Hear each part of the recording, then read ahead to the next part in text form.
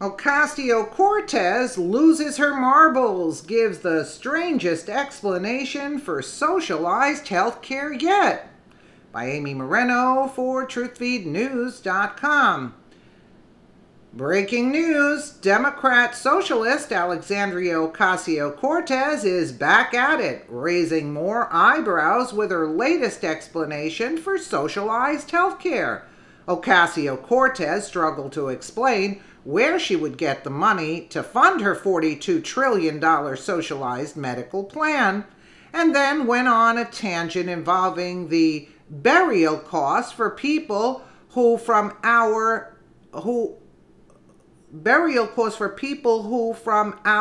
existing system. Anyway, that's not written correctly, but it's stunning to think the DNC called this woman the future of the Democratic Party. So, from the Daily Wire, socialist darling Alexandria Ocasio-Cortez struggled to answer on Wednesday night where she would get the money for her $42 trillion plan, but suggested that the cost of the current system is being calculated because it is not factoring in the cost of funerals for people who die because they can't afford health care. Wow. Medicaid for all, college tuition, maybe even housing. That the Green New Deal that you have, it is all very expensive, host Chris Cuomo said to Ocasio-Cortez. Even in Bernie's home state, they got sticker shock. They couldn't get it done in his state because of how expensive it is. That was too much for people. How do you pay? How do you sell it? Well, first of all, the thing that we need to realize is that people talk about the sticker shock of Medicare for all, Ocasio responded. They do not talk about the sticker shock of the cost of our existing system. Ocasio-Cortez said, you know, in a Koch brothers funded study, if any study is going to try to be a little bit slanted, it would be one funded by the Koch brothers. It shows that Medicare for all is actually much cheaper than the current system that we pay right now, Ocasio-Cortez continued. And we're also not talking about why aren't we incorporating the cost of all the funeral expenses of those who die because they can't afford access to health care. Ocasio-Cortez continued that is part of the cost of our system. Well, let's take a quick listen at Ocasio-Cortez here. Then you get into the partisan issue of money, which is, man, do you want to spend a lot of my tax money on these proposals that you and Bernie and others have? Medicare for all, college tuition, maybe even housing, that the Green New Deal that you have, it is all very expensive, especially on the single payer side, and that it gives people sticker shock. Even in Bernie's home state, they got sticker shock. They couldn't get it done in his state because of how expensive it is. And that was an 11% increase in taxes, 9 to 11%. Even that was too much for people. How do you pay? How do you sell it? So first of all, the thing that we need to realize is people talk about the sticker shock of Medicare for all. They do not talk about the sticker shock of the cost of our existing system.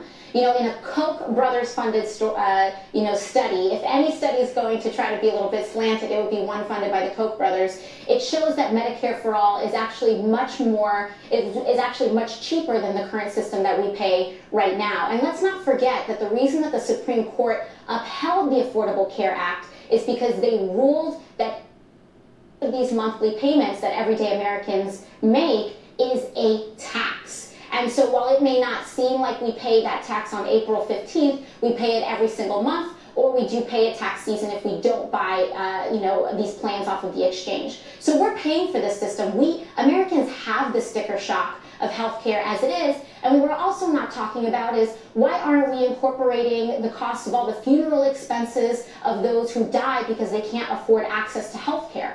That is part of the cost of our system. Why don't we talk about the cost of reduced productivity because of people who need to go on disability, because of people who are not able to participate in our economy, because they're having issues like diabetes or they don't have access to the healthcare that they need. I think at the end of the day, we see that this is not a pipe dream. Every other developed nation in the world does this. Why can't America? And that is the question that we need to ask. We have done these things before. We write unlimited blank checks for war. We just wrote a $2 trillion check for that tax cut, the GOP tax cut, and nobody asked those folks how are they going to pay for it. So my question is, why is it that our pockets are only empty when it comes to education and healthcare for our kids? Why are our pockets only empty when we talk about 100% renewable energy that is going to save this planet and allow our children to thrive? We only have empty pockets when it comes to the morally right things to do. But when it comes to tax cuts for billionaires and when it comes to unlimited war, we seem to be able to invent that money very easily. And to me, it belies a lack of moral priorities that people have right now, especially the Republican Party. Well, I would have liked to hear his rebuttal to that, but it's a $42 trillion plan. How do you pay for $42 trillion? We're already $21 trillion in debt. She wants to add $42 trillion. What would that bring the tax bracket up to? You'd have to be paying like 90% of your income to taxes in order to fund something like that.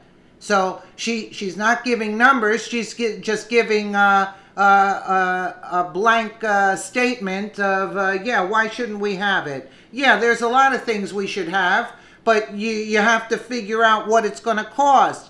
And where is $42 trillion going to come from? You'd have to tax the people 90%. She talks a big talk, but she doesn't walk the walk, and people are not going to go for it. If Bernie couldn't get it through back then, there's no way she's going to be able to get anything through. She's just delusional. You know what I'm trying to say? That's basically it. Let me know what you guys think in the comments below. And again, thank you so much for watching.